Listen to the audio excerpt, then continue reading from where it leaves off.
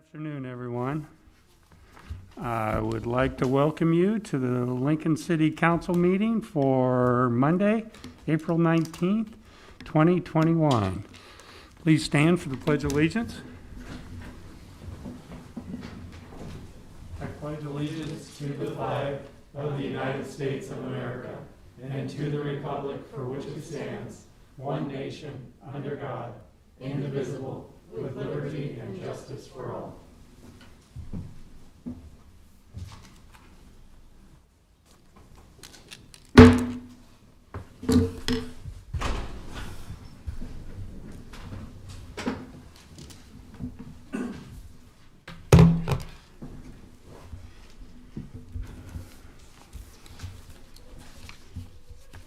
Got a second here?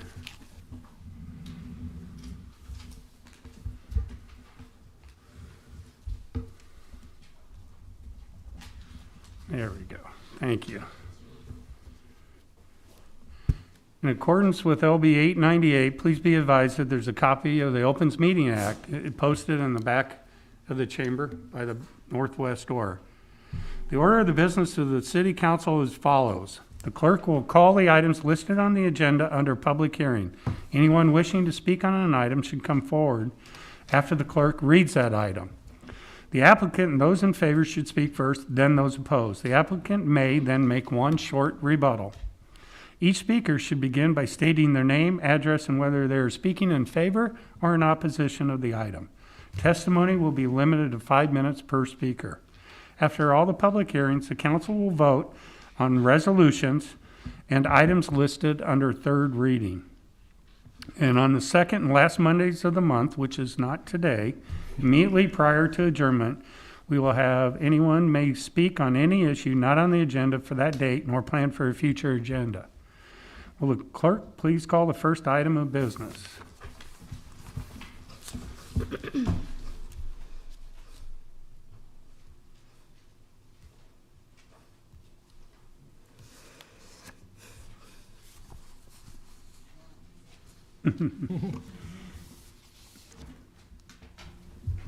I have too many papers. I'm so sorry. Okay. Our first item of our agenda. If you wish to still appear in person on an agenda item, you may come to the County City Building at 555 South 10th Street. Limited seating is available in the council chambers. Testifiers are asked to wait in the Bill Luxford studio or the hallway until your item is called.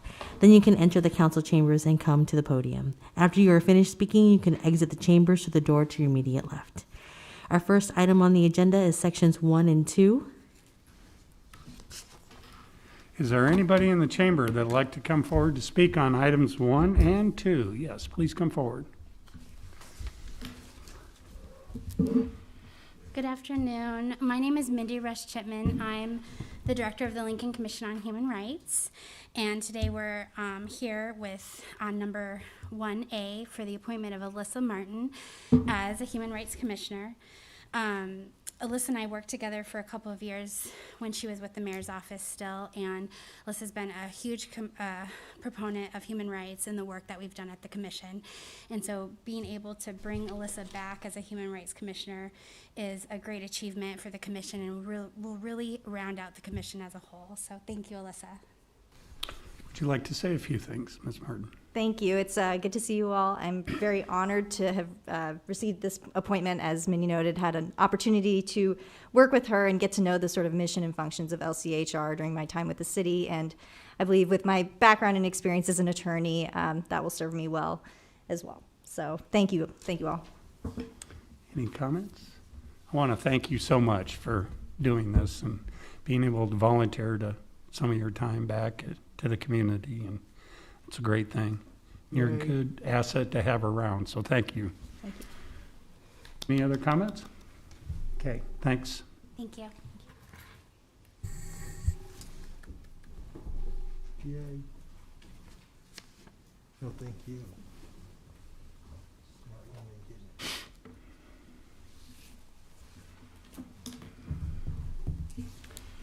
Mike Davis, Transit Manager. I'd like to welcome or introduce Sarah Drakey as she's on the agenda. She will introduce herself herself, but she has some great experience with nonprofits, specifically community action, and so I'll let her introduce herself. Thank you. Great. Thank you so much for having me, and very, very happy to be asked to be on the StarTran Advisory Board. I've worked at Community Action for 7 years. Public service is important to me and my family. My husband is a veteran. He was in the Navy. So I currently serve on the board at the Hub, Central Access Point for Young Adults. I took Leadership Lincoln, and since then, I've really wanted to turn my attention to more leadership opportunities. But transportation is a very big component of our programs at Community Action, and I want to be a stronger advocate for those that I serve. I have a program of about 170 young people, largely taking the bus. So I'll be a stronger voice for them, and I'll be able to bring back what I know, and hopefully I'll be able to use my experience as well to better shape and leave it in a better place when I leave. So thank you so much for having me. Thank you. Thank you, Sarah. Really appreciate it. Thank you. Yay. Thank you, Mr. Davis. Okay. Anybody else would like to come forward at this time? Now's the time. Now's the time. We'll get her to move. We'll get her if she wants to come up.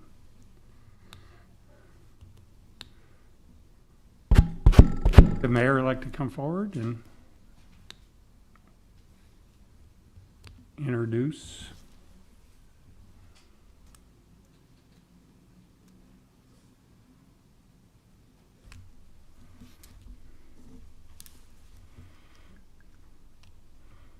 Good afternoon. I'm glad we don't have a snow event going on. Don't have any money left. Sure. Good afternoon. There are a pair of glasses here. I don't know if we want to try and catch the person who is just here. That might be mine. Hold Little on a brown second. ones. Oh, they were left from the director's meeting. Okay, then I won't worry about that right now then. Well, thank you. Good afternoon, Chairperson McGinnis and members of the council. It is my distinct pleasure to be before you today to offer the nomination of Acting Chief David Engler to be made permanent Chief of Lincoln Fire and Rescue. As you know so well, public safety is the #1 priority for our city, and we all share responsibility in ensuring the delivery of safety and security to our community. And we ask all of the members of our city team to deliver on that top priority. But of course, LFR has a special role in that. And so it's very important, and has been very important over the past few months, that we sought a leader for this department, to find someone who brings a special mix of talents and experience and leadership capability. And that mix is right here in Chief Engler. And I'm so pleased to share with you that he has, in his role as an acting chief, performed ably, and I am so confident in his ability to lead the department forward should you accept his nomination and confirm him. He has really taken an active role and impressed me and my team in the way he's reached out to other department leaders to look for innovative solutions that help deliver services to our community outside of their lanes. So working with parks, working with LTU, looking for those cross-departmental opportunities to provide effective service delivery that is to everyone's benefit. And he's also very concerned with long-term issues and planning and training and kind of iterating to the next evolution of LFR's future. So I love that he is able to both look at short-term needs and long-term priorities. He is a very dedicated public servant, someone who has been with the department for many years, and I'm sure he can tell you more about his experience, but it has included union leadership, it's included being a battalion chief. He is able to look at the functionality of the organization from different perspectives, which is, of course, another key component of being a leader of the department. With that, I introduce Dave Engler. All right. Well, thank you for those kind words. I really appreciate it. And Council Chair and members of the council, I'm honored to be in front of you today for this nomination. It's been a pure pleasure to be able to work with you since December 1st on a couple of different issues. And we at Lincoln Fire and Rescue certainly support or appreciate the support of our city council in the many things that we do, and your desire to improve public safety and everything. I've been with Lincoln Fire and Rescue for 25 years, 25 years in August, and it's just been an amazing career, and it's an amazing city to work in, and it's because of everyone in this city, as well as our elected officials who support the things that we do. Very excited to have this opportunity to lead this department. Some people would say you achieved your dream, but I never actually dreamed that I would be in this position. There was a time in my career where I just wanted to be a captain out on the streets and doing the work every day. And then a couple of years ago, Chief Despain inspired me to become a battalion chief. And I loved every second of that. And then I got this great opportunity, and it's been excellent. And the reason it's excellent is because of a great community, and we have a great workforce that's just dedicated to doing their job every day. And that makes this a real pleasure. So I really appreciate everyone's support and look forward to this opportunity. Thank you. Anybody have any questions or comments? Yes, Councilperson Raybold. Well, Chief Engler, thank you very much. I appreciate how responsive you have been, how readily you research and dig into some of the questions that we ask you, and I truly am grateful for your taking that part of your job on, and very appreciative of your responsiveness. So thank you very much. I look forward to working with you. It's exciting. Thank you very much. Yes, Councilperson Ward. Thank you, Mr. Chair, Mayor, Chief Engler. I'm so delighted to support your appointment, Mayor, and to support you, Chief Engler. I didn't realize till you said 25 years that I have had the pleasure of knowing you 20 of those years. Mm-hmm. And so I've been in a variety of jobs. I'm glad that you can keep a job. But so I can't say that for myself, for those of you that know me. So thank you for saying yes, and thank you, Mayor, for this appointment. So welcome again, still. Yeah. Councilperson Washington. Yeah.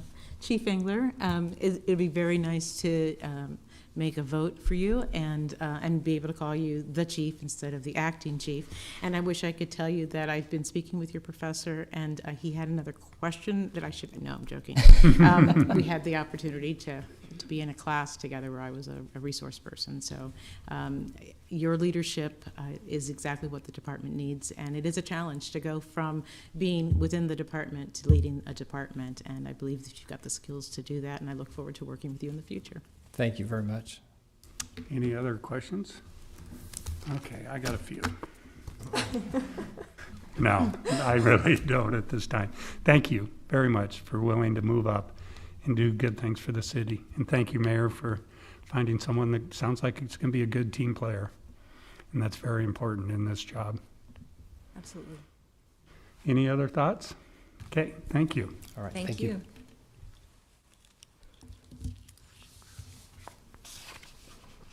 Okay. Anybody else like to come forward on any item here? Yeah, here. Anybody else like to come forward on any items 1 or items 2? Okay, seeing none, we can hold a vote.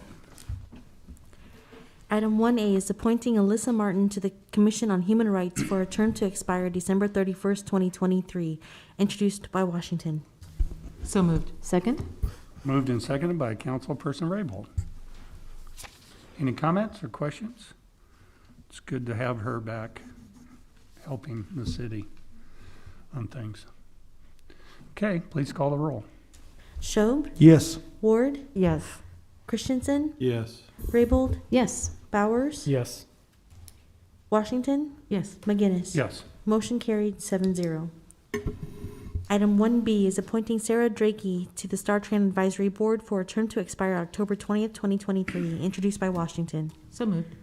Second. Been moved and seconded by Councilperson Christensen. Any comments or questions? It's good to see good talent. Okay. Call the roll, please. Ward, Yes. Christensen. Yes. Washington. Yes. Bowers. Yes. Schob. Yes. Raybold. Yes. McGinnis. Yes. Motion carried 7-0. Item 1C is reappointing Steve Kine to the Telecommunication Cable Television Advisory Board for a term to expire July 1st, 2023, introduced by Washington. So moved. Second. Moved and seconded by Councilperson Ward. Any other comments or questions? Please call the roll. Bowers. Yes. Raybold. Yes. Ward. Yes. Washington. Yes. Schob. Yes. Christensen. Yes. McGinnis. Yes. Motion carried 7-0. Item 1D is appointing David T. Engler as the fire chief for the Lincoln Fire and Rescue Department effective April 29th, 2021, introduced by Washington. So moved. Second. Moved and seconded by Councilperson Ward. Any other comments? Okay, please call the roll. Ward. Yes. Schob. Yes. Christensen. Yes. Bowers. Yes. Raybold. Yes. Washington. Yes. McGinnis. Yes. Motion carried 7-0. Item I saw he was watching back there. So.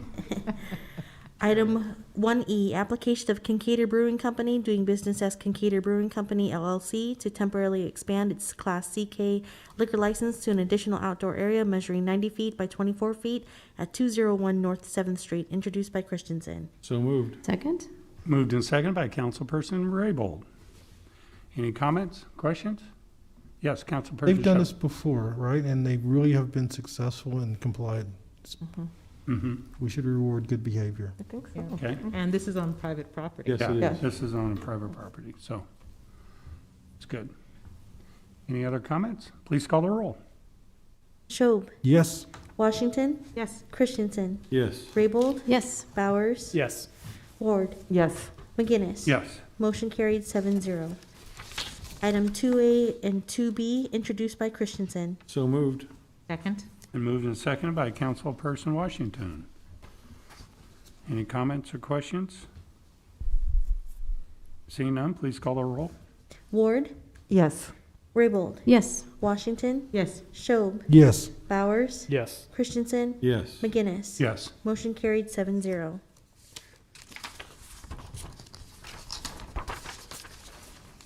Okay. Section 4 is our public hearing liquor resolutions. I'll be calling item 4A. Application of Laszlo Inc. doing business as Laszlo's Brewing and Grill Haymarket to temporarily expand its Class CKNL liquor license to an additional outdoor area measuring 9 feet by 78 feet at 210 North 7th Street. Yes. Hi. I am Angie Tucci, Tucci. Address is 330 North 22nd Street. We are presenting the same application that we did as last fall to continue to do this spring, Yay. as long as we have the restricted occupancy. Do we have any questions? Ms. Tucci? Nope. Nope. Thank you for coming down. Thank you. Appreciate it. Yep.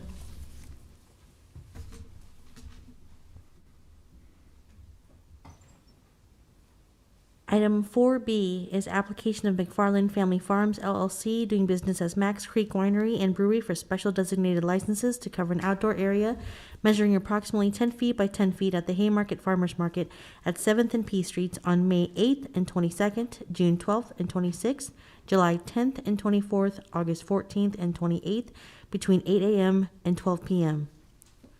Does anybody like to come forward on this item? Nobody here. Okay, seeing none, we move on to the next. Item 4C is application of Tipsy Tina's Taco Cantina doing business as Tipsy Tina Taco Cantina for a special designated license to cover an outdoor area measuring approximately 45 feet by 100 feet at 800 Q Street on May 5th, 2021, between 2 p.m. and 12. Good afternoon. Hi, Joel Shasso, 1053 Middleton Avenue, 68521. This is just for one event. One event, it's Cinco de Mayo event that we would be doing for the celebration of the holiday. Good. Any other questions? This is the same as you've been doing? very similar to what we've done at McKinney's, just doing it at Tina's. No tent. It's much more, it's the first time we've done it. So we don't know what the response is going to be and how many people are coming out. So it's going to be maybe a little, I expect it to be smaller than what typically has been McKinney's, just because it's the first time we've done it and we don't know what the response is exactly going to be. Do you have a backup plan? Should we have a spring snow in May? Don't even. Looking out the Don't window.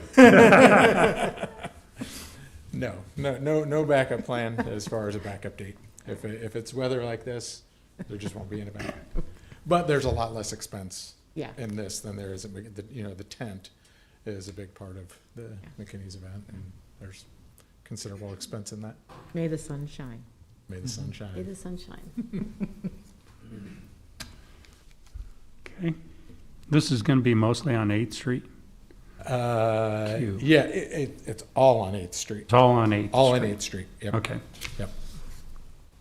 I guess that's the easiest access back inside for Yeah, you. I did ask for one parking stall on Q Uh-huh. Street for the Rabbit Hole Bakery to have their pickup deliveries because their normal parking spot is on 7th.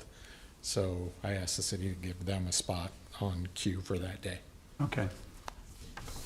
Sounds good. All right. Do we have any other questions for him?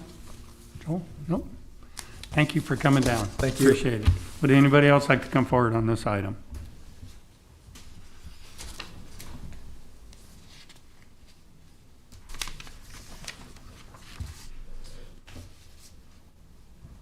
Yeah, she's with him, I think. Okay. I brought helper. Yeah. Okay, we can move on to the next item. Pretty well. That's not good. Item 4D is application of Grata LLC doing business as Grata Bar and Lounge for a special designated license to cover an outdoor area measuring approximately 40 feet by 100 feet at 501 South 13th Street on May 4th, 2021, between 5 p.m. and 8 p.m. Is there anybody who'd like to come forward on this item?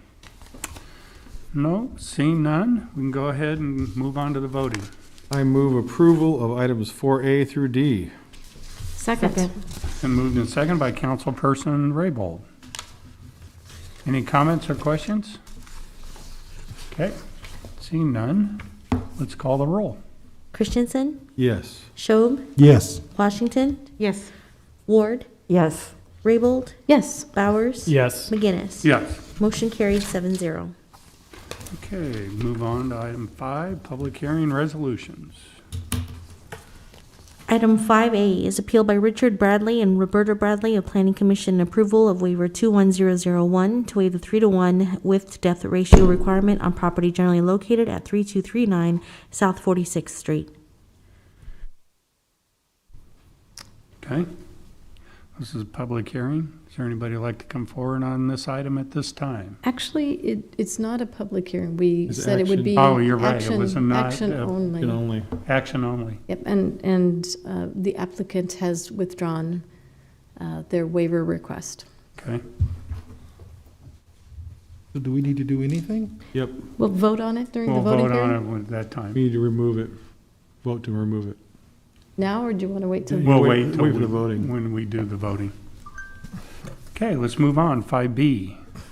Item 5B and 5C will be called together, approving the 1645 Washington Street redevelopment agreement between Dream Vesting Capital Group LLC and the City of Lincoln relating to the redevelopment of property generally located at 16th and Washington Streets, and the related amending the fiscal year 2020-21 CIP to authorize an appropriate $52,000 TIF funds for the 1645 Washington Street redevelopment project. Yes, I'm Mike Schlickburn, representing Dream Vesting Capital Group, located at 503 South 36th Street, Omaha, Nebraska 68105. And I'm available to answer any questions. Can you tell us about your project? Yes, it's more of an extensive rehab than we first planned once we got into it, so that's why we appreciate the city helping us out on the funding. And it's going to be low-income housing. There's 8 units in total, and so we're looking at probably a 6 to 9 month rehab. So And yeah, we're pretty excited and feel like this will be a great addition to the community and really improving the area. Any other questions? Has Dream Vesting have they done anything else in Lincoln at this point? Yes, I don't know if you're familiar with 1832 Whittier and 1734 Whittier. It's another low-income housing that was built in the early 90s, and we purchased that last year and went through, there's 30 units total, so it's 15 duplexes, and we went through and rehabbed all those units and sold 10 of them and kept 20 that we have for rental units. And this is just one building that will have rental in it? Yes, this is just one building. We also have another building on 40th and Holdridge in the middle of rehab as well, currently. Okay. I don't even know where I've seen your name. Okay. Anything else? Yes. Do you have anything? Okay. Thank you for coming down. All right, thank you. Is there anybody else who'd like to come forward on this item? Do we have any questions for Director Marvin? Dan Marvin, Urban Development. I think that you got a pretty good introduction. Project is over, borders some commercial just to the east of the property, and we've are supportive because it will create 8 units that will be affordable during the period. There also will not discriminate based on income. Those were the issues that I thought that we felt were a good exchange for the use of TIF. The increment is significant because the property was unused for a number of years, and so I think that we're grateful for the investment to save a building that was probably not really going to be with us that much longer. So I think that that's another goal of our Affordable Housing Action Plan as well. But I'm happy to answer any questions if you'd like. Do we have any questions for Director Marvin? Seeing none, thank you. All right, thank you.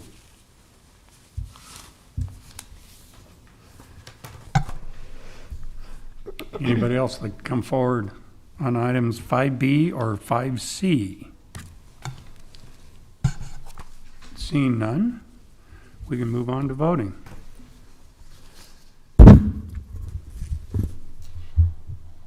Item 5A. Do you want me to go ahead and read it to the record again? I guess, I think we need to read and then. go ahead. I guess there's a mix, like, yes, read it, no, Yeah, don't read it. And then we'll, I think, It was read the first time, so Yeah. it could, when it was first presented, so we can just move to remove it. and so I make a motion based on the request of the applicant that this waiver be withdrawn.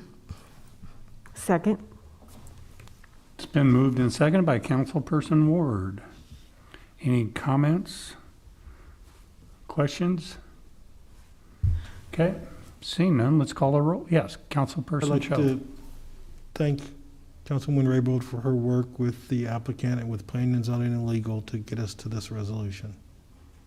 Mhm. Okay, anything else? Seeing none, please call the roll. Schob, Yes. Christensen, Yes. Raybold, Yes. Washington, Yes. Ward, Yes. Bowers, Yes. McGinnis. Yes. Motion carried 7-0.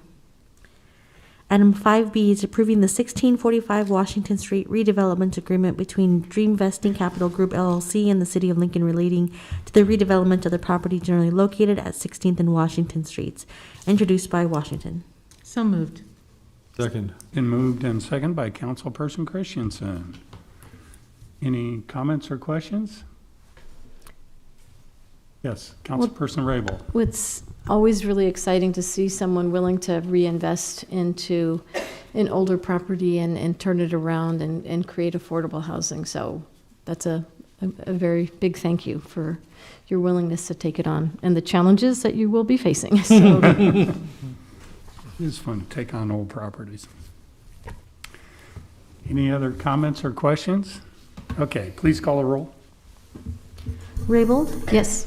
Schob, Yes. Bowers, Yes. Washington, Yes. Christensen, Yes. Ward, Yes. McGinnis. Yes. Motion carried 7-0. Good And- luck. Yes. Item 5C. Item 5C is amending the fiscal year 2020-2021 CIP to authorize and appropriate $52,000 in TIF funds for the 1645 Washington Street redevelopment project, introduced by Washington. So moved. Second?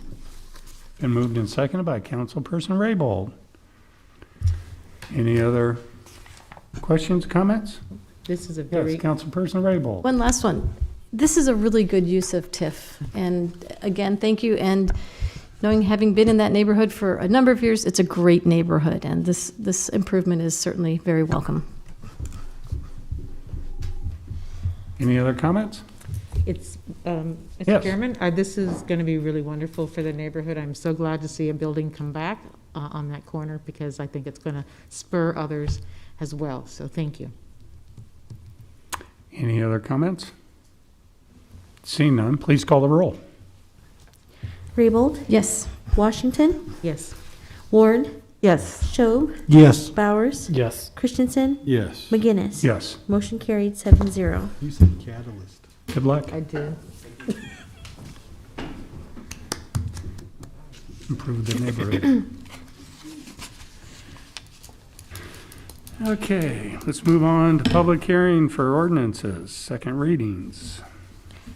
Item 6A is authorizing the issuance of the General Obligation Highway Allocation Fund Bond, Series 2021, in an amount not to exceed $15.75 million.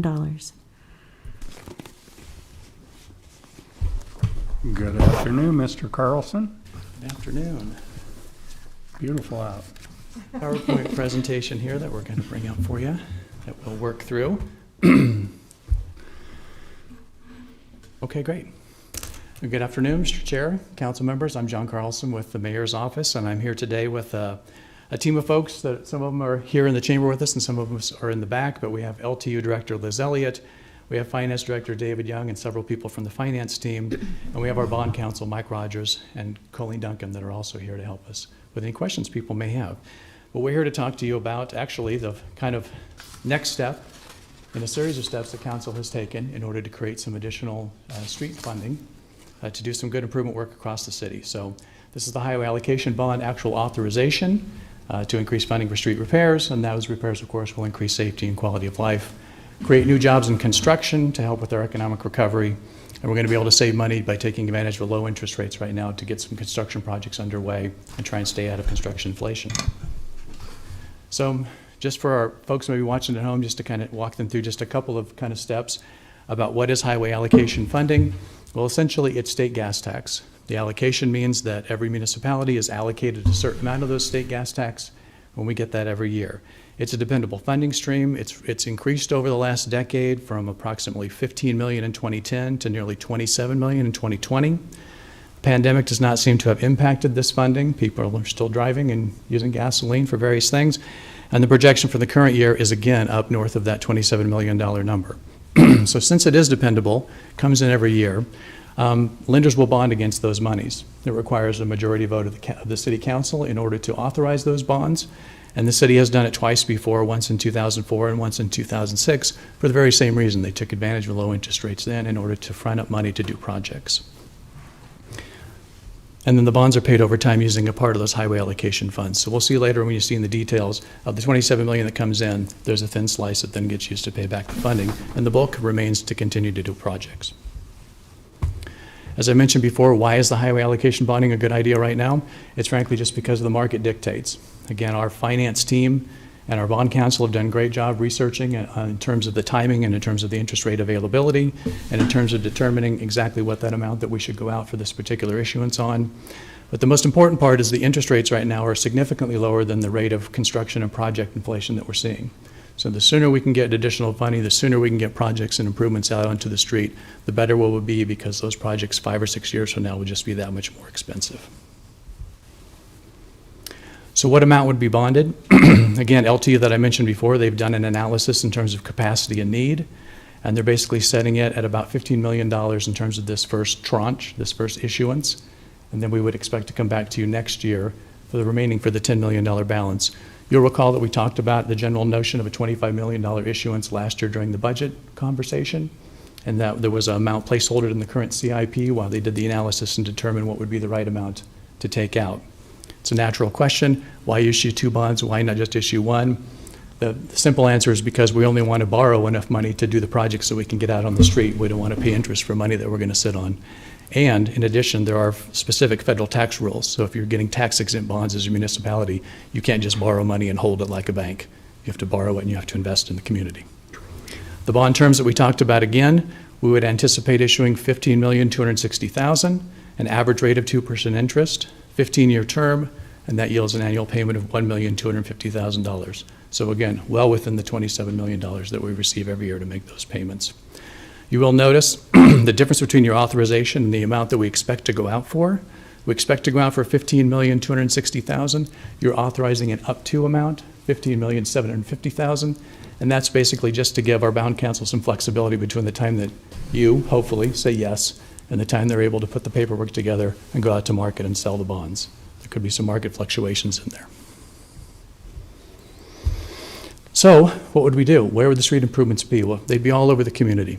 We continue to analyze need. In general, we want to follow the same principles that we've been following, which is we want to do improvements in all quadrants of the city. We want to have a great balance between existing city and growth. We want to continue to push projects that preserve the streets that people drive on every day, but we also want to have money available to invest in new growth in those new homes and businesses on the edge. We'll continue to look to our guidance documents like the capital improvements plan, the comprehensive plan, the long-range transportation plan, that basically tell us where those projects are and where the development is likely to happen and where the greatest need is. Essentially what we're able to do is just advance those projects forward because we have additional money, so we can bring them into the current years. We'll continue to look for guidance from our advisory committee on transportation, which is the Citizen Coalition, which advises us on different street funding packages. And then of course, all this driven by data. Our pavement condition, what are the traffic levels, where's the flow, where are the safety issues, where are we annexing and where's growth, and the rest of the data set that LT uses. So again, you're not surprised by this. We've talked about this. There have been several council actions that have happened. We talked about it during the budget. There was actually a reimbursement resolution that came forward to this body that was approved because we were able to actually get some projects started in anticipation of the money coming in, so we can get some projects started in this construction season. There's the council hearing today, obviously, and then we'll continue good ongoing engagement with the community in terms of our citizen groups and the public bodies like Planning Commission and City Council. So again, that's kind of the history. We've gone through the steps, we've identified the need, we've identified the funding amount, and now we're in front of council now to provide you information, to answer any questions you might have, and to hopefully get some funding to go out there and do some great street projects. So I'm here with the team. We're available to answer questions now, or we can wait and see if there are any other comments and then come up and answer them if there are. Do we want them to answer questions now or let the public come forward first? We can ask questions now.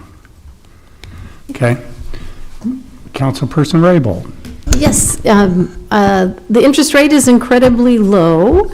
And how soon can we lock into that really, really low rate? I know we have a window of opportunity that our bond council has to work through, but do we anticipate qualifying for a super low interest rate, which makes all the more projects possible? Absolutely. Well, that might come up and Mike Rogers with Gilmore and Bell Bond Council. So the plan is to move as quickly as possible.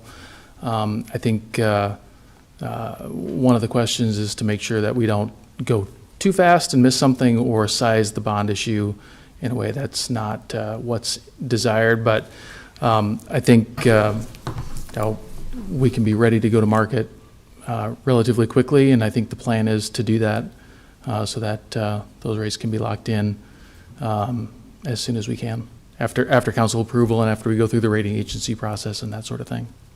So what is the timeline for something like that? I would say 45 to 60 days is typical, but that can fluctuate depending on what things come up. The rating agency process sometimes takes a little bit longer when there are a lot of issues coming to market, so that's something that can slow things down. But we'll do everything we can to move it as quickly as we can. Okay, thank you. Any other questions for Mr. Rogers? Okay. reserve the right to call you back up. You're here. I think my question might be for Liz Elliott, Director of LTU. In this mix of projects being funded in this first 15.2 million, what percentage of them are existing roads, repairs and rehab of existing roads, and which are new roads, or new projects? We are still kind of going through our full analysis to see what all of the needs are across the city. And so I don't know that we have a complete final, here's the percentage this way, but we are going to try and do our best to spread it out as evenly as possible, not only between the quadrants of the city, but also are kind of focusing on existing as much as possible, but realizing we do have those growth needs as well. So I don't think that we have, like I said, the final percentages, but do hope to have those here in the next few weeks. We do have our ACT committee meeting on the 29th or 30th. I'm not sure which week it is. We hope to have at least kind of a tentative plan by then, something that we can at least start discussing with them as here's some options that we can do and get their feedback. Yes. Yeah, go ahead. Thank you, Mr. Chairman. Director Elliott, since you mentioned the committee, the Citizens Committee, could you tell me your plans? Because I think their term is almost complete. So what are your plans for re-engaging this committee?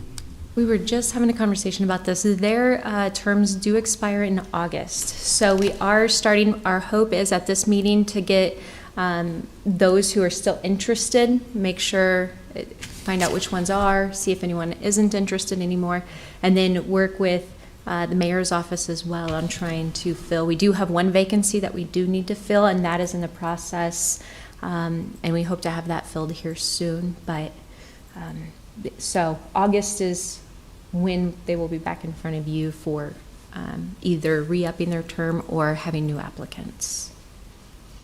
Yep. Any further questions for any of the staff? I had one quick one for Mr. Rogers, maybe, if he would like to come forward again. Do we have both rating agencies will make ratings on this, or do we only go through one? That's a good question. I don't recall offhand. Just one for each. Just one for each? This is my law partner, Colleen Duncan. There's the smart one over there. That is correct. And you say that takes anywhere from 45 to 60 days roughly to get through the whole process? Yeah, I mean, I think not wanting to act prematurely, we would go to the rating agencies after council approval, and that is not always a known timeline, but certainly after council approval, we'll move as quickly as we can to make sure we're out to market as soon as possible.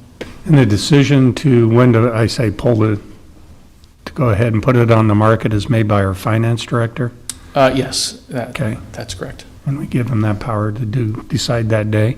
And what I've seen in the market so far, they seem pretty steady over the last few weeks. So I don't see a whole lot of change at this point, but if I knew what was going to happen, I wouldn't be sitting here.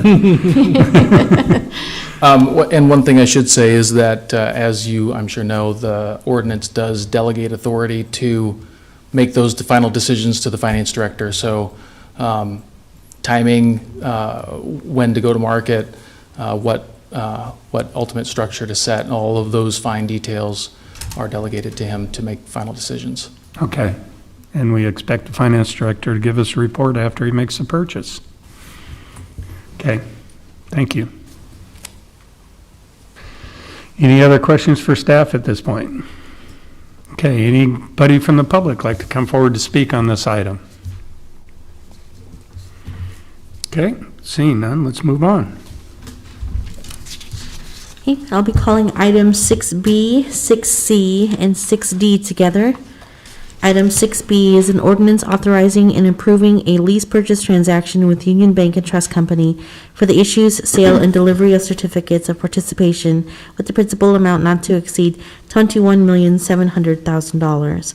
Item 6C is amending the capital improvement program to include the aging Department Victory Park project to increase the appropriation of lease proceeds for the Parks and Recreation Department Air Park Recreation Center replace facility project, and to increase the appropriation of lease proceeds for Parks and Recreation Department golf course irrigation systems project. And also related, the Comprehensive Plan Conformance 21005 application of City of Lincoln Aging Department for proposed amendment the City of Lincoln's capital improvement program by adding the Victory Park project for fiscal year 2020-2021 to the 2025 and 26 on the property generally located at 600 South 70th Street. Yes. Good afternoon. John Carlson. It's the second of our financing items that we have in front of you today. This one is a package of community improvements that will be funded through certificates of participation. Again, just to mention the team that's here, Liz Elliott Steele. We also have Facilities Manager J.J. Yost. We have Aging Services Director Randy Jones. Finance Director and Finance Team and Bond Counsel still remain available for questions. So as you can hear, the clerk called 3 related items. We're going to kind of address them all as once and happy to answer any questions that you may have in any of those items. They're all related. The first one is the funding authorization for the 6 improvements that you'll see in front of you. The second one are the capital improvement program amendments. So oftentimes these capital projects, as you know, can be placeholdered in the CIP for years into the future as we try and organize, determine the funding, and determine which improvements are made in which year. And so they have placeholder numbers. When they start to get close, we've actually gone out and done the design now. We've actually costed out the projects. And so now we ask for an amendment so we can put the real actual number for the project into the plan. And then finally, the third one is comprehensive plan conformance. This has been through the Planning Commission, but basically, and we'll talk a little bit about more of the details later, but to create the United Consolidated Senior Services Center at Victory Park and confirming with the comp plan that we continue to meet those goals, good services for seniors, and the outcomes that we want authorized by the plan. So the first one is the actual authorization for the certificates of participation.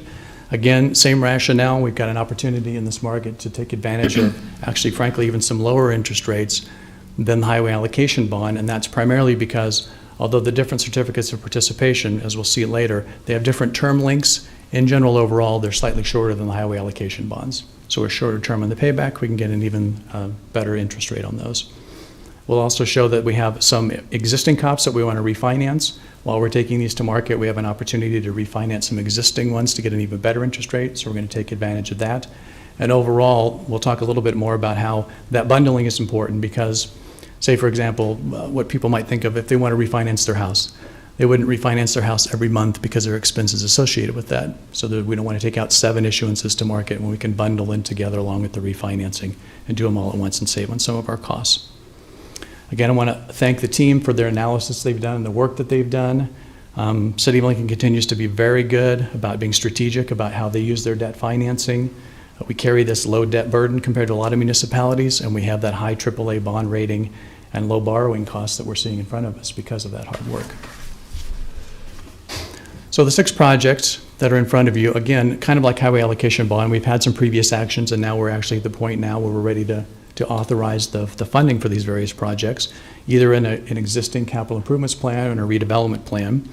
We'll talk about them a little bit more in detail, but in general, we've got new vehicles, new winter weather vehicles, which as we look out the window and see snow in April, hopefully we won't need, but we will certainly need them here in Nebraska. Sidewalk improvements, we have the new senior center that we talked about, new street lights as the city grows and new streets and new street lights are put in, a replacement irrigation system at Pioneers Park Golf Course, and then the new Air Park Recreation Center. So I gave this to council. I apologize to people in the chamber. It's a little bit small print, but just try to give you a consolidated spreadsheet earlier that basically shows all the items put together as we go across, and I'll talk about each one in detail here in a slide to go later. But in general, LT snow equipment, $3.5 million, sidewalks, $1 million, Victory Park, $1.9 million, streetlight issuance, $3.7, Pioneers Park, 1.5, and the Air Park Rec Center, 6.2 million. So added together, that makes total of the 6 project costs $17,886,000. We scroll down, we see that there's those issuant costs that are associated with that, And then the line near the bottom shows that we're going to refinance about $3 million in existing certificates of participation to get the better interest rate. So that package then put together makes $21,195,000. As with the previous issuance, we're going to again do an authorization for an up to number, same rationale, so that as bond counsel goes out, we're authorizing the finance director to issue the bonds, even if it's slightly more than $21,195,000 or slightly under. You have an up to number that they can work with. All of these individual items have different COPS paybacks, anywhere from 7 years to 20 years, in general landing at about 10 years in terms of the payback. They have identified funding streams in order to pay the issues back, and that's been calculated within the individual department budgets. So let's talk a little bit more about the individual projects. The community improvement number one is the snow finding vehicles. So we propose to use $3.5 million in LTU to purchase 10 what are called super combo vehicles. So essentially, as you can see in the picture, these are vehicles that are able to basically multitask. Not only are they plows and wing plows, but they also have combination backpack units, they call them, that can both disperse solid material like sand and salt, and also the liquid brine materials too. People may say, well, you already put that stuff out already. But the difference is that the current units that we have, and frankly, Lincoln's done a good job of being on the cutting edge when new technology comes out. Some municipalities don't even have the brine dispersing units that we have right now. But what we like about these super combo units is they take away the downtime. So right now, if we're in a weather event where we need to switch from brine to solid material or vice versa, they need to go back to the shop. They need to drop the existing backpack units or actually lift them off and replace them. And it does take time. It can take 4 hours. So what's great about the super combo units, not only are we replacing aging vehicles with the more updated vehicles, but they're far more efficient and they have more capacity. So they can basically switch the mission on a dime. So we get the 10 replacement ones. 5 of those are slated to replace 5 of the oldest trucks in the fleet, and 5 of them will expand our snow fighting fleet from 20 vehicles to 25 vehicles. And that's our core capacity, and then of course we hire private contractors. We can up that number to 100 vehicles out on the street too with private contractors. Community improvement number 2 would be sidewalks. People maybe not know, but we have over 1,500 miles of publicly owned sidewalks in Lincoln, Nebraska. And people take advantage of them, right? Whether you're walking to school, whether you're out for a walk, heading to work, every day the sidewalks get used, and we have a responsibility to try and keep those sidewalks in good shape so that they can be used. Every year we get approximately 1,500 sidewalk repair requests that get issued out through LTU to get repaired. Unfortunately, historically, if you look back over the couple of decades since the city took on the responsibility for financing those sidewalk repairs, the funding has not kept up with the need. And so currently we have a backlog of about 4,500 repair locations to fix. And the most important part about that is about 1,600 of those are priority locations, which means they have a significant gap or significant deterioration, or they have some sort of ADA impact that needs to be addressed as soon as possible. We do work on those. Those are the number one priority that we work on.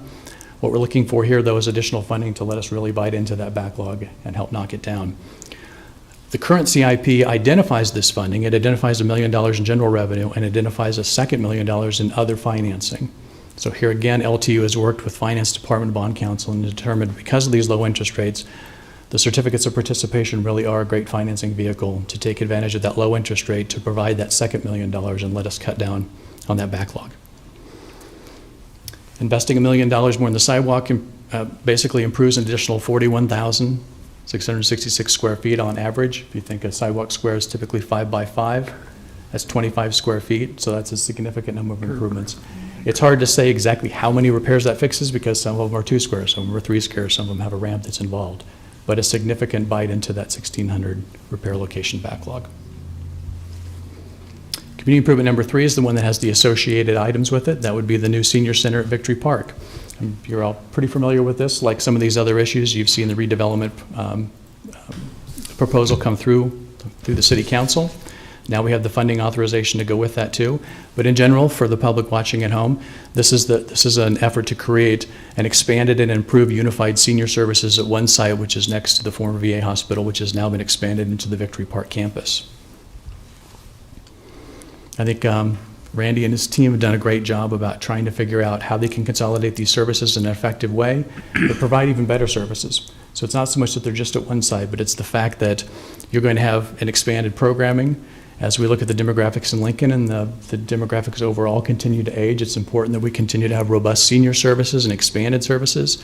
The site has better access for buses, it has better access for parking and better access for drop-off and for handicap services and drop-off. The footprint is bigger than the buildings that we have available right now, which means we'll have additional meeting space and training space.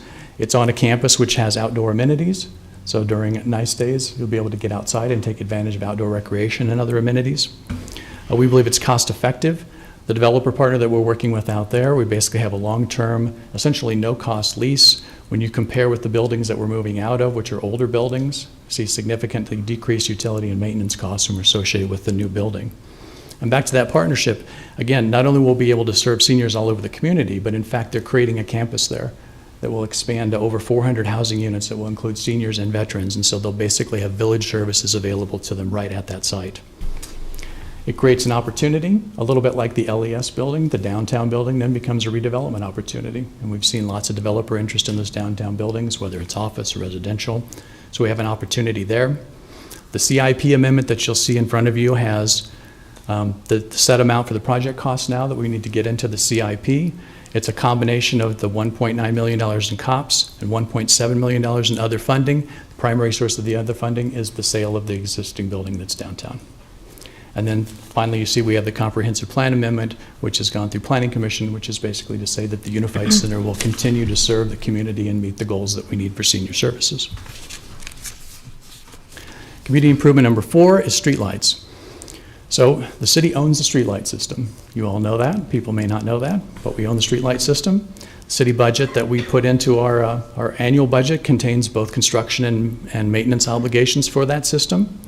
When a new development comes into the city, the streetlights that are interior to the development, like the rest of the infrastructure, is paid for by the developer. But the streets that serve the outside, that have new streetlights on them, there's an additional cost, and we need to fund that additional cost. So as the city grows, we have certificates of participation to provide funding to continue to expand the streetlight system. There is some existing city streetlights that gets used for that COPS financing as well. It's far less. And one good note is that, just hearkening back to 2018 when we did the LED conversion system, because we've got all those updated fixtures, those are long life fixtures. It's a separate financing thing. It's financed by itself. It's paying back on itself. It's not associated with the COPS, but it's relevant in the sense that we're able to update a lot of the system, and so there's not a lot of existing city need. It's mostly on the edge. Community improvement number 5, Pioneers Park Golf Course irrigation system. So we've got our golf courses are well used in this community. We're lucky to have those as an infrastructure asset.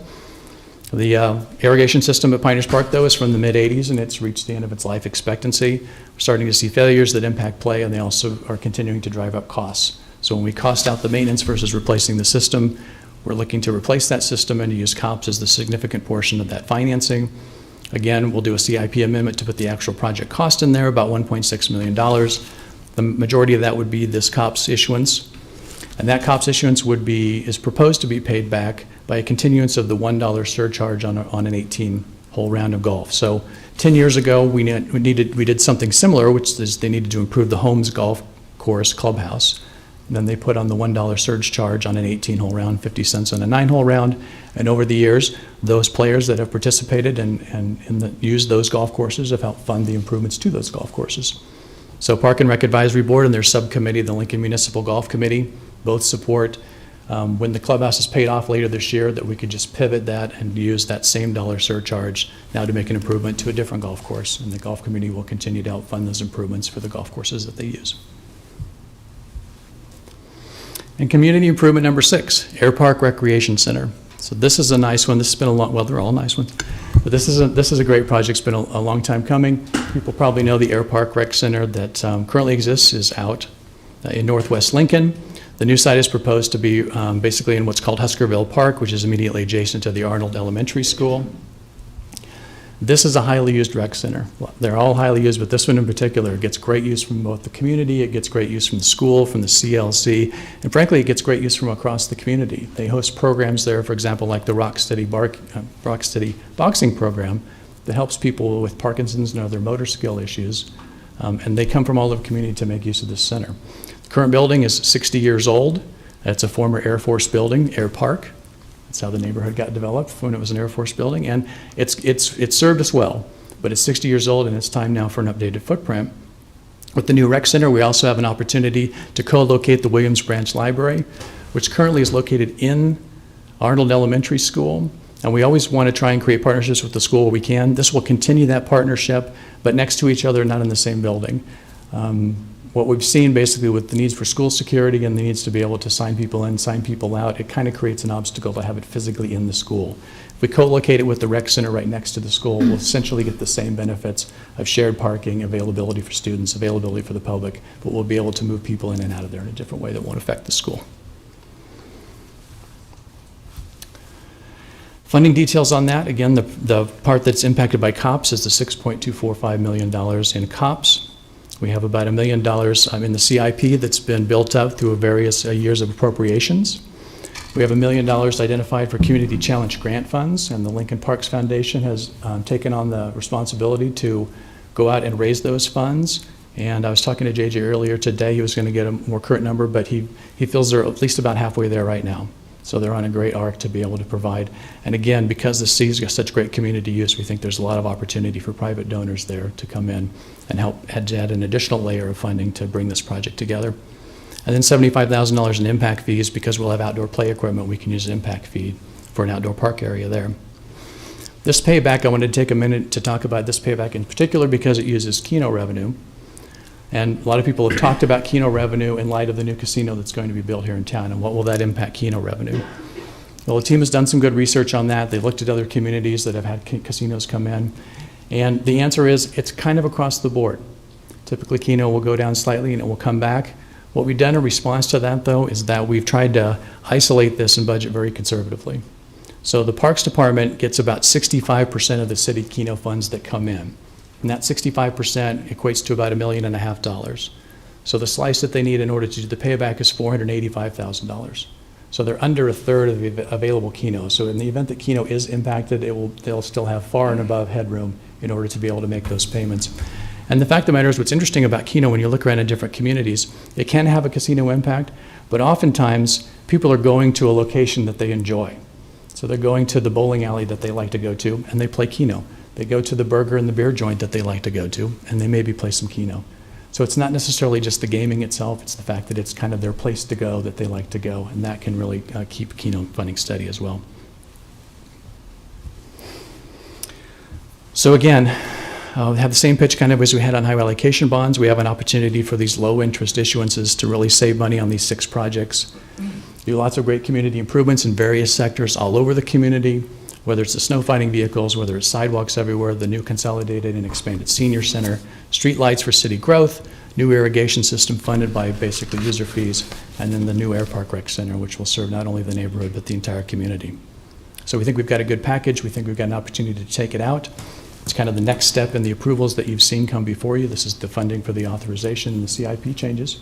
And again, happy to answer questions now, or if we want to wait for the public. Yes, Councilman Christensen. Sure. What is our current COPS debt?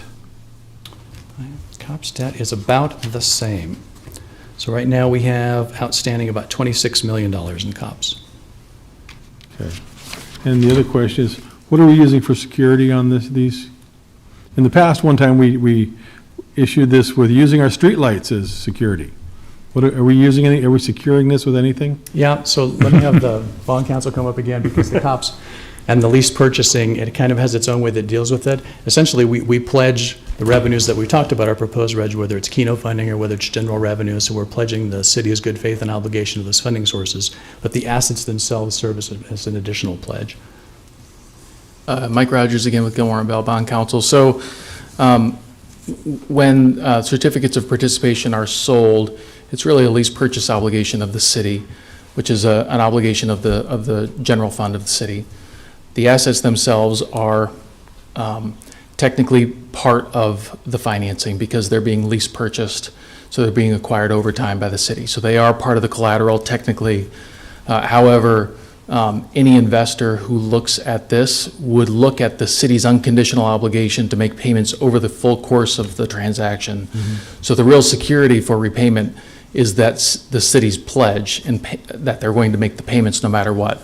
In some jurisdictions outside the state of Nebraska, lease purchase financings are subject to annual appropriation, meaning the city council could decide in future years to not appropriate to make those payments. That's not the case in Nebraska and not the case for the city of Lincoln. The city's obligated to appropriate those funds in each year. And so that's the real value that investors would look at, is that promise to repay, because they could compel the city to pay those payments during the entire course of the financing. Thank you. Yes. Can you Question talk, for Mr. Rogers? yes, Mr. Rogers, can you talk a little bit about our current bond rating and why we're able to borrow so low? Well, I can talk a little bit about it. Typically, the interaction with the rating agencies are done through the city's financial advisor. The city's financial advisor right now is PFM. They aren't here today, so I'm sort of an observer from the sidelines on the rating agency process. But so I can talk a little bit about it, but not a whole lot. I think the city's financial wherewithal to make repayments is considered very safe and secure, which is why you see the same rating across different types of financings, and between these two similar. It's viewed similarly by rating agencies, and it's a question of how the city manages its finances, more so than or as much as what the ultimate security is for repayment. So I guess the answer I was trying to get is our current bond rating, are we AAA? Oh, yes, Or- definitely. Yes, AAA. I And apologize. is that like the highest? That is the highest rating you can get. And do you know how long we've had that AAA bond rating?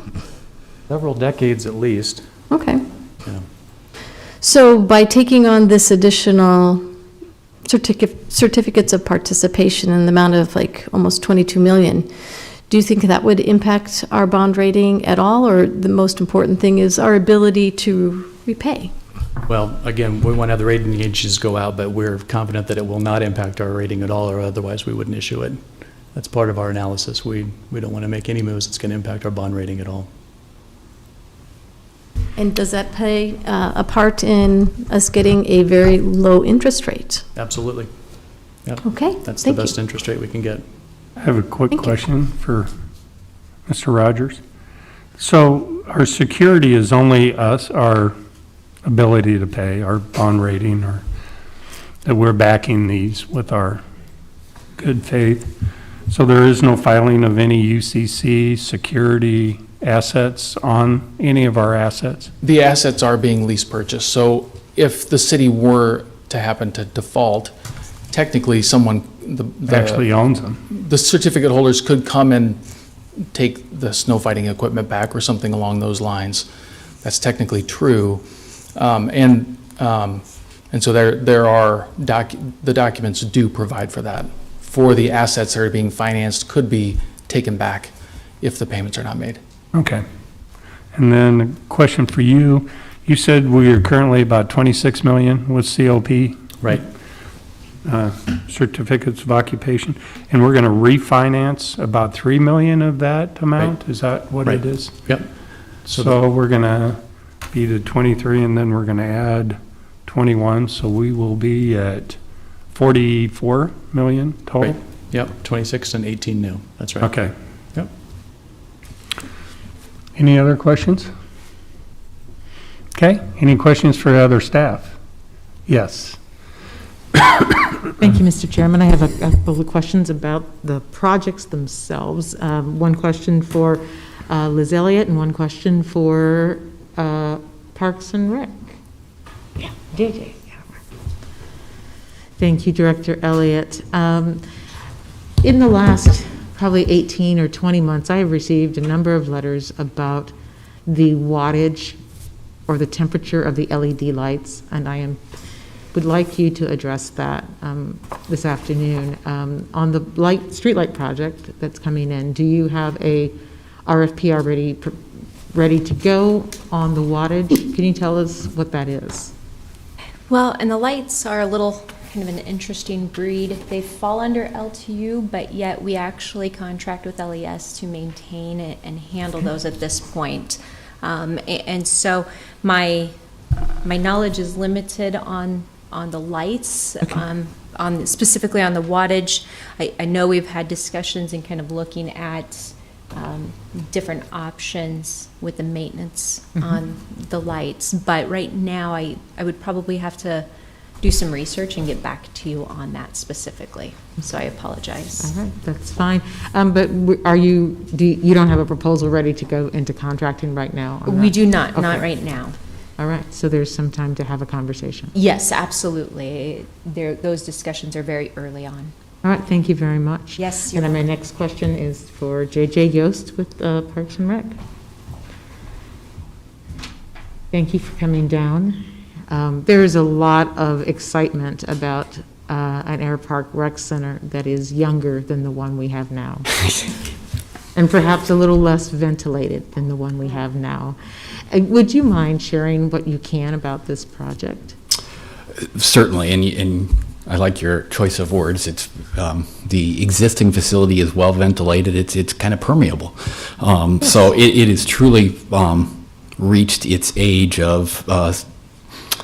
It's reached a point of failure where repair really isn't a feasible option anymore. So the new facility, first of all, it provides us an opportunity to relocate it to the other side of Northwest 48th Street, where the majority of the visitors to the visitor center are coming from. So getting it adjacent to the school, close proximity to the school, and on the west side of Northwest 48th Street is a real big bonus for the neighborhood. The programs that we anticipate being operated out of this new facility are certainly a very similar and a continuation of what we're doing, but we'll have the ability to expand those programs and reach more people at one time, because we will have a more open floor plan. We're not necessarily a whole lot bigger in square footage. In fact, we're looking at a very similar amount of square footage, but a design that is more accommodating to the programs that we operate today. Full court basketball court, so we can continue that operation that currently happens today. John mentioned the boxing program, but the before school, the after school programs, there will be some more outdoor space associated with this that we don't have the existing facilities, so we can take the kids in the before school and after school and summer programs, daycare programs, we can get them outside the building a little more than we can today. And obviously then with new infrastructure, there's the opportunity to be more efficient in the building envelope itself, energy efficiencies and those kind of things. So we're just pretty excited for this opportunity to have finally arrived. All right, that sounds wonderful. Thank you. Thank you. Any other questions? I'll be excited to have a better irrigation system out on here. Thank you. Ball won't bounce out of bounds like it always does. For the coyotes, okay. Any other questions for staff on these projects? Seeing none, I guess we move on. Oh, yeah. Anybody from the public like to come forward? Sorry.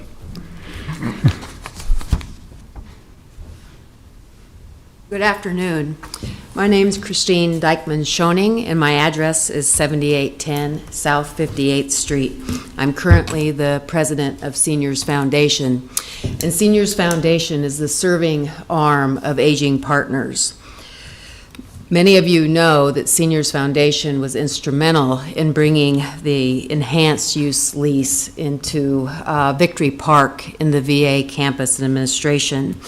We show a long-term commitment of 75 years with that particular lease.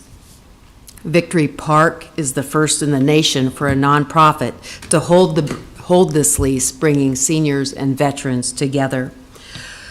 I would like to thank Tammy Ward, City Councilwoman, for all her time, dedication to this project when she was the Executive Director of Seniors Foundation. As many of you know, there is tremendous growth in the aging population nationally, and we also see this in our own city of Lincoln. Aging Partners needs a more efficient way to serve seniors.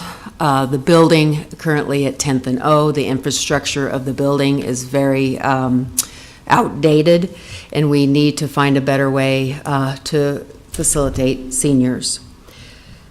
Transportation issues are huge. I have spent my career, 32 years, all of those years in Lincoln, trying to figure out transportation for seniors. And oftentimes they would say to me, do I really need to go downtown to get advice? Do I really need to go to 10th and O? I'm afraid to park. I'm afraid to go through the Golds building to get to my meetings, things of that nature. So having a presence at Victory Park, having ample parking, transportation with the bus will be instrumental for our seniors. We will finally centralize our services, our administration, our case management, our social work, health and fitness, nutrition, all the other programming as well will be in one location and very well centralized. So I thank you today, and I thank you, the Lincoln City Council, for all you do. Any questions? Any questions? Yes, Councilperson Ward. Thank you, Ms. Schoening, and thanks for being here today. On behalf of the Seniors Foundation, you have done a lot of work over the years, and I can't remember, and I should, but like everyone, we're all aging. So how long, can you tell those of us here and those listening, how long the Seniors Foundation has been waiting for the opportunity to help Aging Partners move to the campus? Yeah, absolutely, about 10 years now. Okay. It's been a 10-year project of work, diligently work to obtain the lease, to eventually our goal was to move Aging Partners to Victory Park to serve our citizens better. And so, thank you for that. I knew it had been long, but I didn't know it had been that long. So part of the beauty of this project to me is it's one of the best, I think, public-private partnerships that our community has undertaken. And I think this council, and many of them were involved along the way before my time on the council. But can you talk a little bit about the one concept for the campus and how the Seniors Foundation fits into that? Will the fitness center, and maybe this is more for Mr. Director Jones, the services for seniors, how you'll blend with the veterans on the campus and how you see that working and the services that you'll offer and support Aging Partners with. Here comes Director Jones, because I think that's as important as well for the council to hear and the public to hear. Thank you, Director Jones. Hi, Randy Jones, Director of Aging Partners. Great question. And of course, because it's the VA campus, it'll be attracting a lot of veterans. The new clinic is now open, and there is on campus a 70-unit housing complex for homeless veterans. The veterans population is changing. It used to be mostly World War II vets, and now we have Vietnam veterans, Gulf War veterans, and so about 50% of the veteran population is within the age group that we serve. Our services are available for free because it's federally funded for those over 60 years old.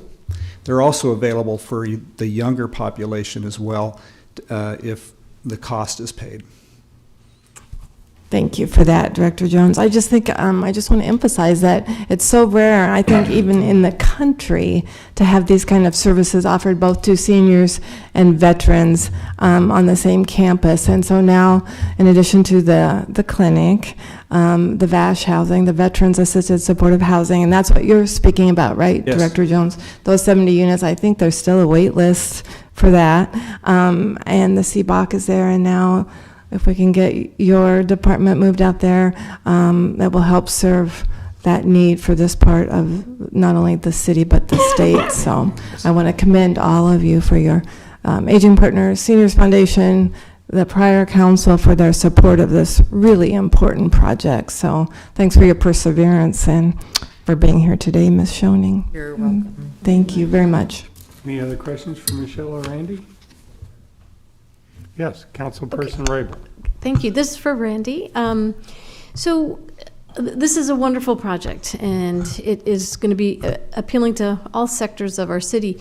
But what about some of the existing senior centers, like in Havelock or in the south part of the city? Right. How will that impact them? Right now, those centers are still very active, and we plan on maintaining those centers as long as there's participation. So we have the Havelock Center that will remain. We have a center in the near south, the Asian Community Center, the center in Belmont.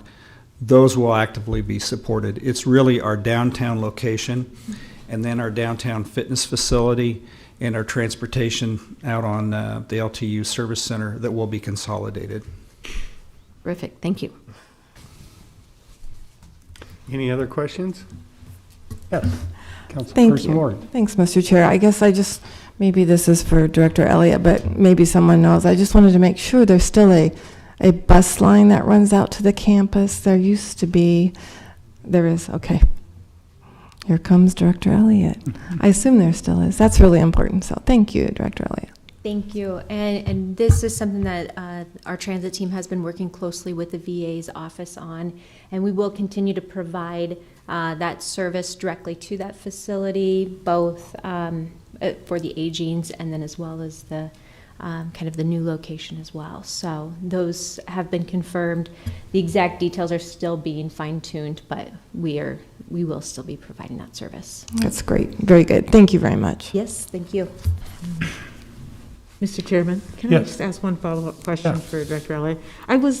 Councilwoman Ward, thank you so much for asking that question, because I was wondering myself about the transportation, and I know that there's bus service, up and down 70th, but will it come actually onto campus fully so that they don't have to have a secondary shuttle service? It will actually come up, and now the question is going to be, will it come, is it right up to the door, or it's about, not quite 100 yards from the street to the door. So we're still working with them on exactly where it'll be, but it will be at the facility. Okay, thank you. Yes. Any other questions? No, transportation is a huge part of this, and I know Michelle's working hard on that, and this will be exciting. Anybody else like to come forward and speak on this item? Mr. Chairman, council members, my name is Vern Schulte. I'm a member of the Agency on Aging Advisory Council. Address is 208 Ash Street, Ceresco, Nebraska. It's a pleasure to be here. I'm not sure what else I need to say after John and Christine and Randy did such a great job. And I was going to mention some of our other centers. The Advisory Council has been very, very keen on making sure that those other centers have not felt forgotten or have not felt left out. But with that said, this partnership is going to be a jewel for this city, no doubt. Along with the centralized services that have already been mentioned, I think one thing that is key and that our advisory council, I think, has done a great job on is that as you see the population of the aging community rise, obviously there needs to be an increase in services and an increase in ability to provide those services. And a key way we do that is to remove those barriers to those services. So you have, as been already mentioned, the fear of driving downtown, the fear of walking across 10th Street, for example, for an aged person, can be that barrier. And I think that this project does a fantastic job of, as I said, not only centralizing those services, but doing a great job of removing the barriers to the people to actually come and take advantage of those services. And again, what's already been talked about is it's going to provide services that the downtown branch just can't provide. There's going to be a large outdoor area for all of the outdoor activities that could possibly can be imagined. Things that I thought I knew, we get reports every month about something new that I didn't even know existed, some new yoga or some new activity that the aging population is taking part in that can only be done outside, which this park is going to be great in providing. Also, from a personal perspective, the fact I am also a veteran, so the fact that it is a partnership with the veterans is just absolutely outstanding. I couldn't be happier to see this partnership go forward for years to come, as it hopefully will. And I think that when we increase the services to the aging population, I think we can all agree the aging population is not decreasing, it is only increasing, and I think that our ability to provide those services and remove the barriers to have them come in and accept those services is going to be key going forward. Thank you. Yes, Councilperson Brable. Yeah, thank you, Mr. Schulte, and thank you for your support of the neighborhood senior centers. I don't know, I was just thinking of this as you were talking about transportation, and I don't know if this is being considered, but it would be just really wonderful if they had a shuttle. Like Mondays, the shuttle goes to the Belmont Senior Center and picks up the seniors so they could see this beautiful new facility, and on Tuesday could be the near south, Wednesday could be Havelock, just so that they could experience the joys of this new facility, because they know they're so accustomed to being either dropped off at their, like, the close neighborhood senior center, and this is going to be, like everyone has said, a tremendous gem. That's a really good point, and we will be enhancing our pickup service to allow people not only to go to the Belmont Center if they wish, but if they wish to go to the Victory Park Center, we'll provide the same type of transportation from their home to Victory Park itself. Okay, Yeah. Terrific. That's wonderful. Thank you. Thank you. Anybody else like to come forward and speak on this item? Sure. Come on up. Switch to the irrigation system, or Yeah, do you want to? you want to. Okay, all right. Hold on a second here. Good afternoon. My name is Sherry Nelson, 2811 Crown Point Circle, and I'm speaking in favor of the funding for the irrigation system. So thank you for the opportunity to speak to you today. My name is Sherry Nelson, and I've had the privilege of serving on the Lincoln Parks and Recreation Board for 7 years. And I may have lost count, but I believe this is my 9th year serving on the Lincoln Golf Advisory Committee, for which I'm currently serving as chair. So my purpose here today, as both a board member and as a member of the golfing public, is to endorse the Lincoln City Golf staff's proposal to fund a replacement irrigation system at Pioneers Golf Course. City staff has just provided you with the details, but in a nutshell, the city wishes to repurpose and continue a surcharge previously established to pay for the Holmes Park Clubhouse. To that end, I have 2 opinions I want to share with you today. Number 1, the replacement of the irrigation system is both necessary and unavoidable. And 2, the golfers will understand the need for funding and will accept the continuation of the surcharge. I'll speak to the first point from the perspective of the Lincoln City Golf Advisory Committee, who voted overwhelmingly in favor of this proposal. Having been a longtime board member, I personally have observed the challenges in simply maintaining daily operations through greens fees revenues, let alone having to accumulate large sums of money to fund expensive capital improvements. The need to replace the Pioneers irrigation system has been known for many years, and the city golf maintenance crews have gone to heroic lengths to keep it running and to maintain the playability of one of Lincoln's most popular golf courses. Year over year, replacement has been deferred due to lack of funding. However, with the repayment of the Holmes Clubhouse debt, we now have an opportunity to repurpose the surcharge in order to pay for the new system. Second, and from my own perspective as an avid golfer, the regular Lincoln golfers, and by that I mean those who buy memberships and or participate in leagues, have been aware of this failing irrigation system for years. During some of our recent hot summers, golfers have observed city crews surgically replacing piping, pump station equipment, and in extreme heat, bringing in water tanks to hand water in order to save fairways and greens. So, while it is true that most golfers would prefer to see more fun and visible improvements as CIP dollars are spent on things such as clubhouse renovations, new tee boxes, new cart paths, etc., it will not come as a shock to them that this project has risen to the top of the list. They're currently used to paying the $2.25 surcharge, and while some may have expected respite once the Holmes Clubhouse was paid for, most golfers will either understand the need to perpetuate the fee, or in many cases, they won't even notice or care about it. Finally, through active and continuous communication, the Lincoln City Golf staff has been very transparent about current and upcoming CIP projects and the need to pay for them. Excuse me. I know that they have plans to thoroughly explain the details of this project to the golfing public, and this particular funding strategy. In summary, it's time to pay the piper, or if you will allow me a pun, it's time to pay for the piping. Thank you for laughing. I've been waiting for that all day. I think it's funny. That was funny. Thank you, Jane. Thanks to our Lincoln City Golf maintenance crews, staff, and pros, our golf courses have never been in better shape.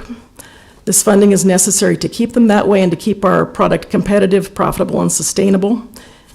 And that's all I have. Thanks for your time and consideration. Any questions? Do we have any questions? Nope. Thank you for coming down. Appreciate it. Anybody else like to come forward on this item?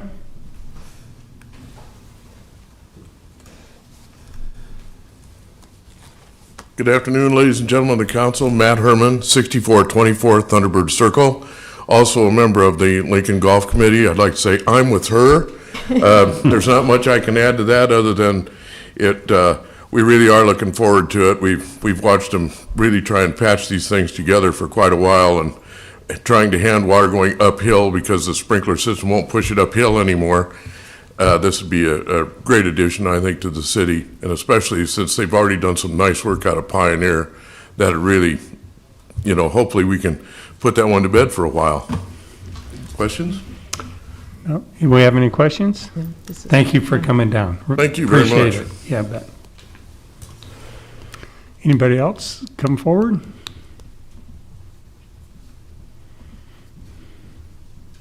Good afternoon. I'm Justin Petrick, 1949 Northwest 44th. I'm speaking in favor of the new Air Park Rec Center facility. I'm a parent. I've got two children, one at Arnold, one over at SCO, so they both use the facility. And I've been a resident of the Northwest 48th Street neighborhood for about 14 years. We use this facility in a lot of ways, the current facility. I'm also, in my free time, I guess, a coach of an under 10 girls soccer team. When the weather outdoors is less than favorable, on days like today, we use the Air Park Rec Center for an indoor facility. The basketball court is very nice to do that. Sometimes we have to work around the buckets collecting water as it comes through the ceiling, but it's great to have the facility there, and I can't wait to see what a new and improved one looks like. I'm also on the board of directors for our homeowners association, which uses the facility for our meetings every other month. They've got a small meeting room. It accommodates about 8 to 10 people. And when we have large issues for the homeowners, there's definitely not enough room in there, and I'd like to see more space. You also have to deal with the noise from the radiators, the steam heat in there. It's also a room with computer stations, so sometimes kids want to come in and use that. It would definitely be nice to have a separate meeting area like we'll have in the new facility. And finally, both of my children have or currently use the summer care program. Great staff, great activities. They're not as happy on the days they come home when the air conditioning hasn't been working in the facility, and it's kind of been a long, rough day on them. So again, lots of improvements that we could see. And the one thing I'd like to say then is, I know as we're coming out of a global pandemic, it might not always seem like the best time to go spending more money, but I think this project is long overdue. Councilperson Ward has been in some of our meetings, talked about how necessary this is, and I think if we find excuses not to do it now, we'll continue to find those excuses. So while the rates are low and the presentation you saw earlier, I think no better time than to go forward and keep this project moving forward today. Thank you. Thank you for coming down. Any questions? Nope. Appreciate it. Anybody else like to come forward to speak on this item?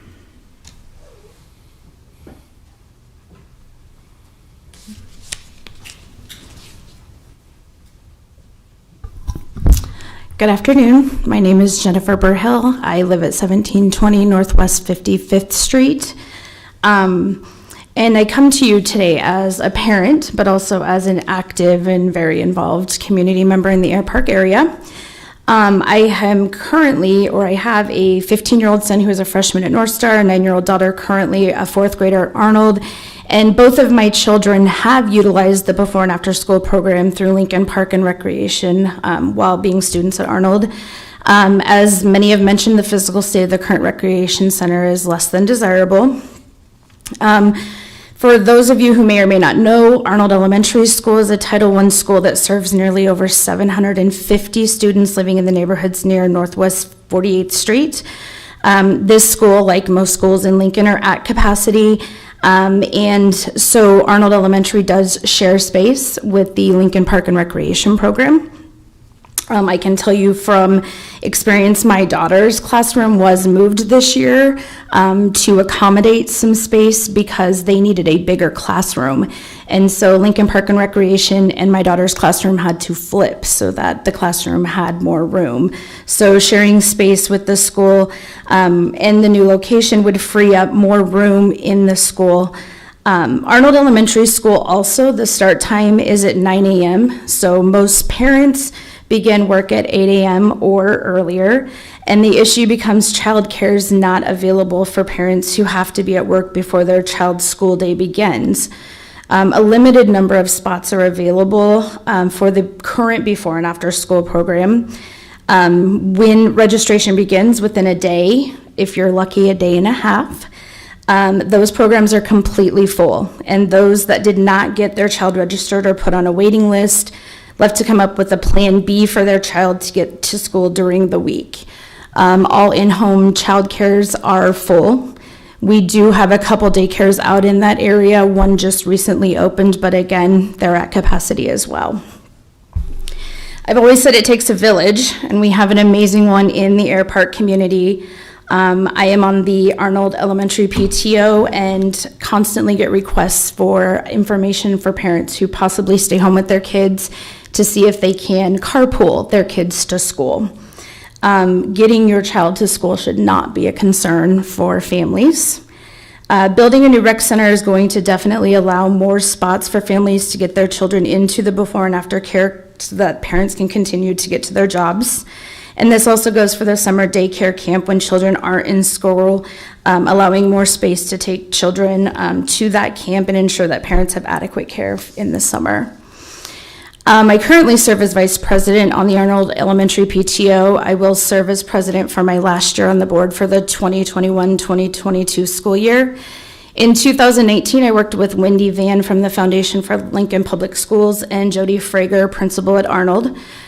We applied for a grant through Community Health Endowment to install a playground for the 3rd through 5th grade classes at Arnold. We were awarded a matching funds grant. 3rd through 5th grade students at Arnold do not have playground equipment. And so we use the following information while applying for the CHE grant, which I would like to read to you. According to the 2017 Place Matters report, the community that lives around Arnold Elementary School have multiple adverse health indicators. Additionally, the physical environment around Arnold is not conducive to an active lifestyle. The one park is across a busy street from the elementary school and all the neighborhood homes. It is not easy or safe for a child to get there. There are many roads without sidewalks near the school and in the industrial part on the east side of Northwest 48th Street. Community members can be seen jogging on these streets, which are crumbling, and have heavy industrial traffic on them frequently. Stated by Wendy on a recent visit, I saw a family pulled off on a gravel shoulder picnicking under a tree on one of these roads. They had several children who were climbing the tree or sitting on the curb very close to traffic and directly across from a major manufacturer. Children need more. We believe that creating a safe, inviting place to exercise, play, and learn will encourage healthy habits, especially during critical formative years. This same information used in our grant application is applicable to the Lincoln Park and Recreation Center that we are looking to build. The new center and library will be on the west side of Northwest 48th Street, and this will not require youth or families to cross a busy street to gain access to this facility or activities. Right now, when you drive out to Air Park, you will see the tremendous growth in this area. Hundreds of single-family homes that have been built or continue to be built, townhomes and duplexes, and a $20 million apartment complex bringing more families and individuals into the Air Park community. You will see a brand new high school in the building stage that will soon open to high school students, bringing more children and families into the Air Park community. It is vital that we have a safe and spacious facility to accommodate families, both existing and new to the area. As the neighborhood continues to grow, a new center will allow us more space to meet the needs of all community and offer new programming. I would also like to mention that Air Park has Arnold Heights Pool, which is the oldest city pool in Lincoln. The Arnold Heights Pool was built by the military in 1955 for enlisted men at the air base north of town and was turned over to the city in 1971. Between the Arnold Heights Pool and the Lincoln Recreation Center, both worn beyond means, these are the only two options children have for recreation in the Air Park area. Again, small parks do exist, but going back to the state of the Air Park area, for those who do not have transportation, walking to these parks is not always safe, especially if youth are alone and not with adults. So I appreciate your time today, and if there are any questions, I would be happy to answer those. Any questions? Thank you for coming down. Appreciate it.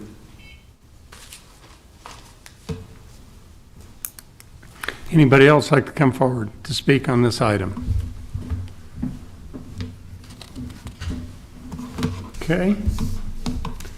Seeing none, we will move on to the next item.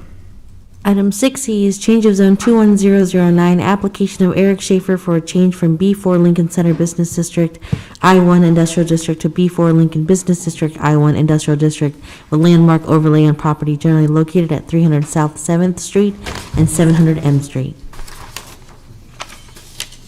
Good afternoon still. Good afternoon, Eric Schaefer representing Telesis, 6747 Ridge Road, Lincoln, Nebraska. I think I'm just here to answer any questions you might have. Do we have any questions, Mr. Schaefer? I have one. I mean, the idea of this is just to help get some funds to preserve the facility. Is that correct? Yes. Okay. We want to develop this property. We have an opportunity to expand our business, add jobs. This is our best building to do that, but making it a local landmark will be required to make that happen. And we think just in preserving the South Haymarket in general, this local landmark status will be instrumental in preserving the other historic buildings down there as well. Do you lease any of the property out at this time?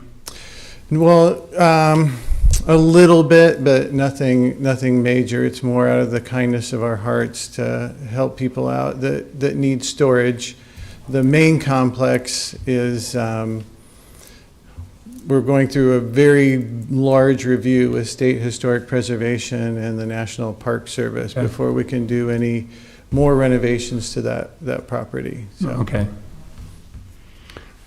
Any other? Yes, Councilperson Washington. I don't have a specific question, but I do have specific praise.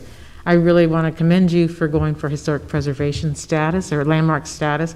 It is unusual for a business to ask for landmark status on a property, and I really appreciate that you're willing to go through the challenges of preserving the structure and maintaining the feel of the Haymarket District, even as you develop the property further. Thank you. You. Do we have any other questions? Yes, Councilman Shob, you have one for Schaefer or for David? I'm interested in a little bit of history of the building, if someone can tell me about that. What was it before? What is it doing? How long do we have? There's Yeah, this is a long, I've only been here 20 years. I've just, I drive by and look at it and go, wonder what's going on in there. Oh, sure. The Beatrice Creamery Company started in 1904, built these amazing buildings in almost 25 years, something my company couldn't do with today's environment. But there are 12 buildings on the block, and so we bought it in 2010 and expanded our manufacturing business called Data Security. We expanded 30,000 square feet, and then our next plans are to expand our brewery in there, Empyrean Brewing Company. And so then we've got some other future grand plans. But we've been at this for about 10 years and trying to get it developed. And I know David wants to speak and everybody wants to go home, but Yeah, but this is it's a multi-building complex, and there are not that many of them in the United States. And so we've worked with the National Park Service to change how they evaluate multi-related buildings, probably to our more paperwork, but it's kind of almost a one-of-a-kind type of project. So. I would just add that actually in the staff report that you have in your packet, starting on page 11, there is a great addendum to the petition to amend the zoning ordinance for this purpose, and there's a lot of history in there. So I think if you read through that, you'll have a really good feel for what has been there and what's been going on more recently as well. And I will also just note that the effort that they're doing on this site is very much in compliance with the South Haymarket Plan, as far as making sure that we have these kind of main important stabilizing structures remain and be still historical in nature, but then the reuse and the additional use in it is exactly what this landmark designation is for. So. okay. Any other questions? Thank you. Thank you. Thank you. Anybody else like to come forward on this project? Okay, seeing none, that will end our public hearing for the afternoon. So, we can move on. Section 7 is resolutions first reading, items 7A through 7C. And then our ordinances, first reading and related resolutions is section 8, items 8A through 8I. And we have our pending list, items 9A through 9C. Mr. Chair, Yes, I'd like to say, remember the golden rule, and I move adjournment. Second? been moved and seconded by Councilperson Raybold. Please call the roll. Bowers? Yes. Christensen? Yes. Raybold? Yes. Schob? Yes. Ward? Yes. Washington? Yes. McGinnis? Yes, Motion carried, 7-0. we stand adjourned.